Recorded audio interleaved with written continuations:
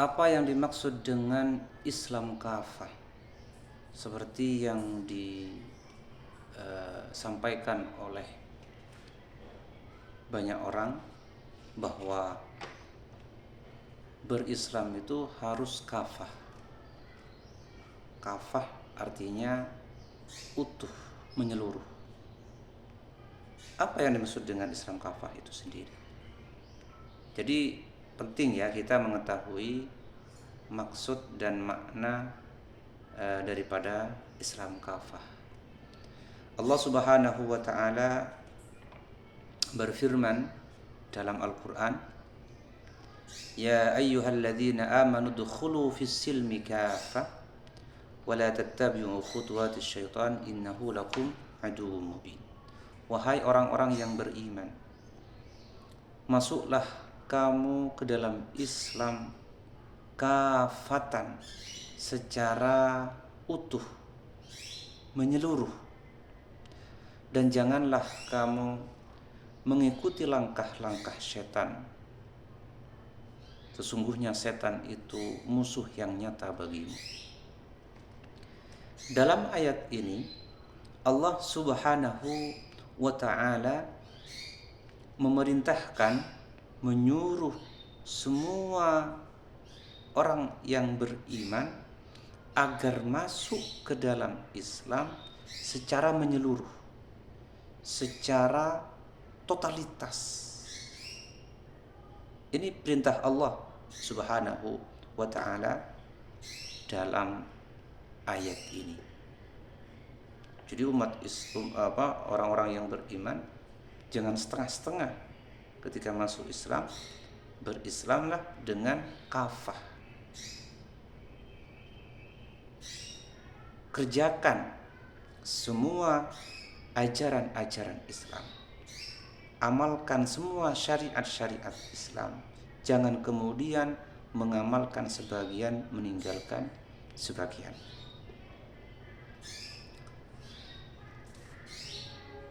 Teman-teman sekalian,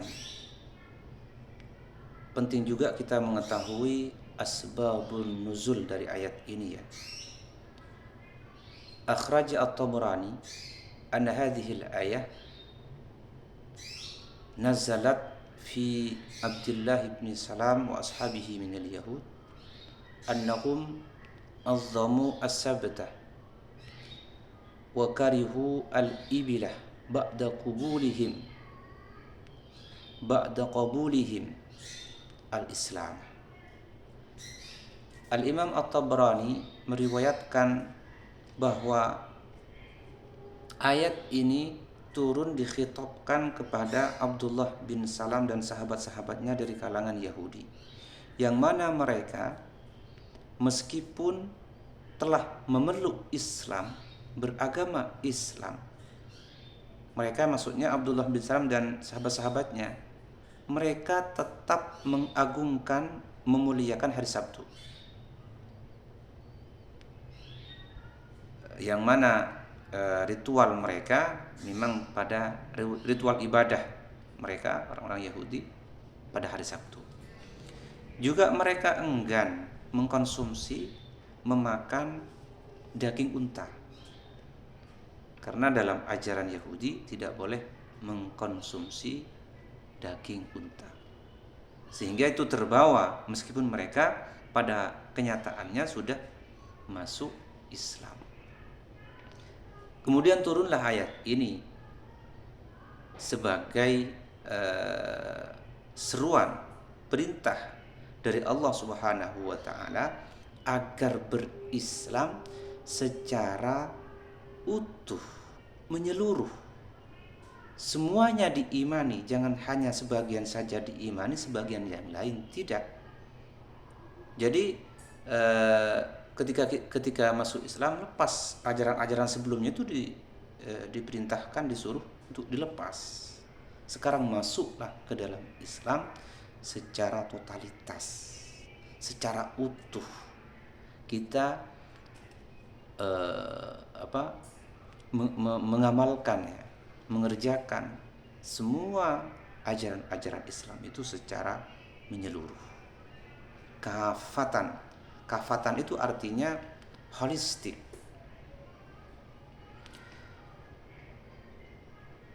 Arti daripada Islam kafah yaitu mengerjakan semua ajaran-ajaran Islam secara komprehensif dalam bermasyarakat dan bernegara. Itu harus kita pahami, teman-teman ya. Islam kafah itu adalah Islam sebagaimana yang dipraktekkan dan diajarkan oleh Rasulullah Shallallahu Alaihi Wasallam. Dan juga Islam kafah itu adalah Islam yang dicontohkan oleh para ulama-ulama kita, oleh kiai-kiai kita, terutama yang dibawa oleh para wali songo. Itu Islam kafah. Jangan kemudian kita salah mengartikan, memahami Islam kafah itu sendiri. Karena dituntut harus berislam kafah, kemudian membuang budaya-budaya yang ada di negara kita. Jangan seperti itu.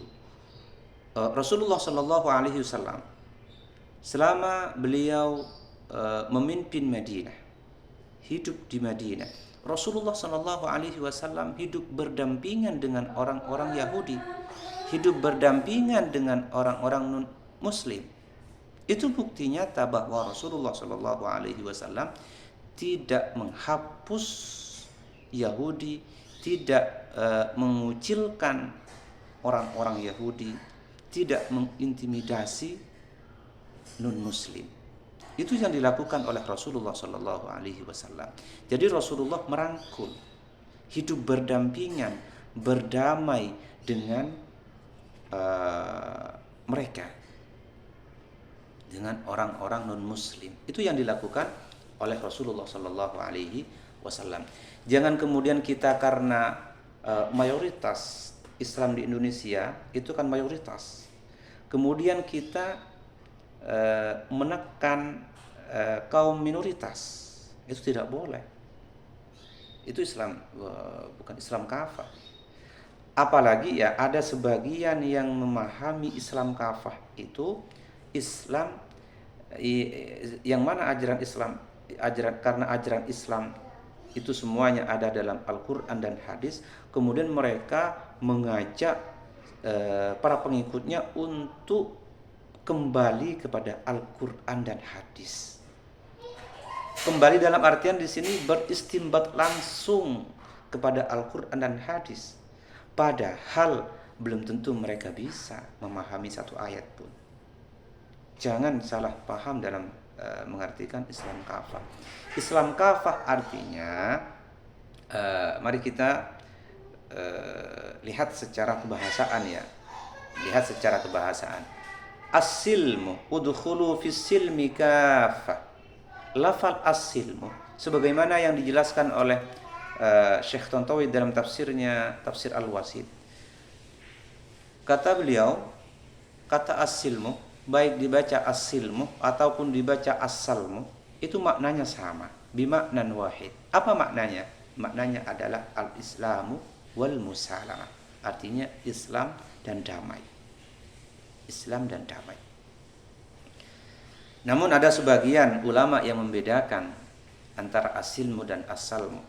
As-silmu itu artinya Islam, as-salmu itu artinya musalamah, damai. Namun perbedaan ini menurut Al-Mubarrid tidak berdasar. Tidak ada dasar yang jelas. Artinya perbedaan ini dhaif, lemah. Yang benar itu tidak ada bedanya antara as-salmu dan as-silmu. Maknanya sama-sama al-islamu wal musalamah. Ada yang menarik teman-teman sekalian, penafsiran daripada Al-Imam Ar-Razi. Al-Imam Ar-Razi mengatakan bahwa sebenarnya kata al-Islam dan as-silmu ini ada kesamaan makna.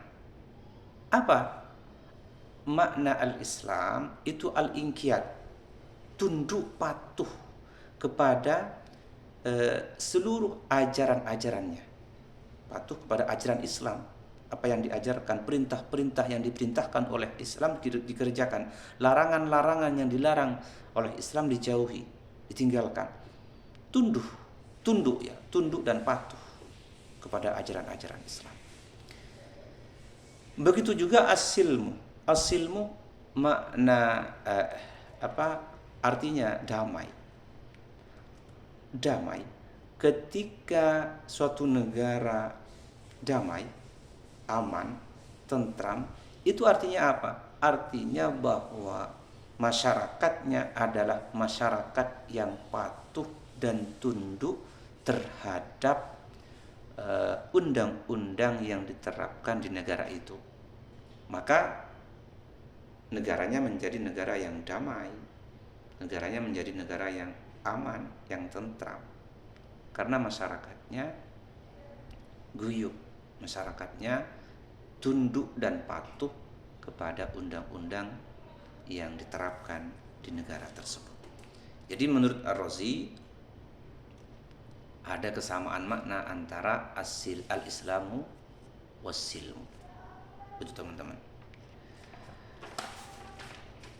Lalu kemudian lafal kafatan ini artinya jami'an, semua, seluruh, utuh, atau artinya holistik ya. Secara holistik, secara menyeluruh, secara totalitas. Kita berislam harus berislam secara holistik, secara utuh, sebagaimana yang diajarkan oleh Rasulullah Shallallahu Alaihi Wasallam. Ada perbedaan antara ulama. Lafal kafah kita tahu ia menjadi hal, menjadi hal. Nah, yang berbeda sahibul halnya. Ada yang mengatakan sahibul hal dari kafah itu dhamir yang tersimpan dalam lafaz udkhulu. Ada yang mengatakan sahibul halnya adalah lafaz as-silmu. Kemudian apa implikasi daripada perbedaan ini? Kata ulama, ini perbedaan ini berimplikasi terhadap penerjemahan ayat tersebut ya, terhadap penerjemahan ayat ya ayyuhalladzina amanu dkhulu fis-silmi kafah. Apabila sahibul hal dari kafah adalah dhamir yang tersimpan dalam lafaz udkhulu, maka ayat tersebut terjemahannya, wahai orang-orang yang beriman, masuklah kamu semua ke dalam Islam. Masuklah kamu semua ke dalam Islam. Namun ketika sahibul hal dari kafah adalah kata as-silmu, maka terjemahan ayat tersebut adalah, wahai orang-orang yang beriman, masuklah kamu ke dalam Islam secara menyeluruh. Itu perbedaan terjemahan ya teman-teman. Tetapi menurut Syekh Tantawi bahwa perbedaan pendapat sahibul hal baik itu dhamir yang tersimpan di dalam lafaz udkhulu maupun kata as-silmu sebenarnya memiliki tujuan atau maksud yang sama. Kata beliau, tujuannya sama, maksudnya sama. Apa tujuannya? Tujuannya ialah da'watul mu'minin ila tamassuk bi syu'abil islami wa syara'ihi. Tujuannya yaitu mengajak seluruh orang mukmin untuk bertamassuk, berpegang teguh kepada ajaran-ajaran dan syariat-syariat Islam secara utuh, secara menyeluruh, tanpa membeda-bedakan, tanpa membuang sebagian, mengambil sebagian. Jadi kita harus berpegang teguh secara utuh, secara totalitas, secara holistik. Itu yang dimaksud atau maksud daripada ayat ya ayyuhalladzina amanu dkhulu fis silmi kafah. Dan juga kata beliau, kita harus bermulazamah ya, selalu menjunjung tinggi persaudaraan kita, menjunjung tinggi persaudaraan kita. Dan ya ayuh, wahai orang-orang yang beriman, masuklah ke dalam Islam, berdamai, berdamai, kafatan secara menyeluruh. Artinya kita harus hidup berdampingan, bersamaan dengan seluruh kalangan masyarakat. Kita harus menebarkan sikap toleransi kepada sesama. Kita harus menjunjung tinggi sikap-sikap toleransi kepada sesama, kepada saudara kita.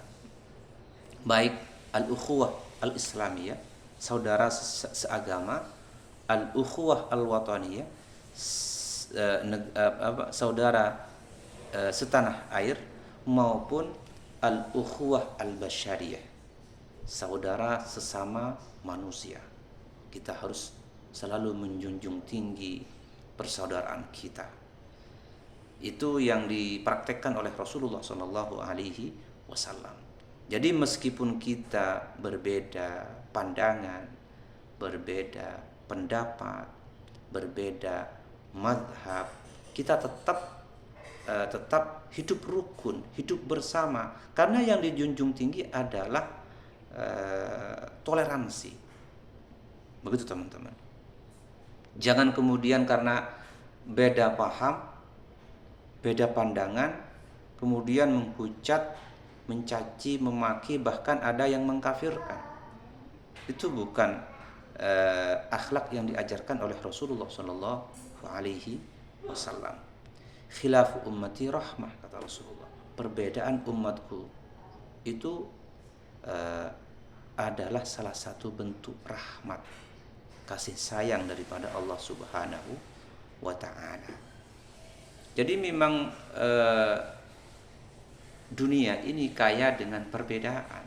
Jangan kemudian perbedaan itu kita jadikan pisau untuk menusuk saudara kita yang tidak sepemaham, yang tidak sepaham dengan kita, yang tidak sealiran dengan kita.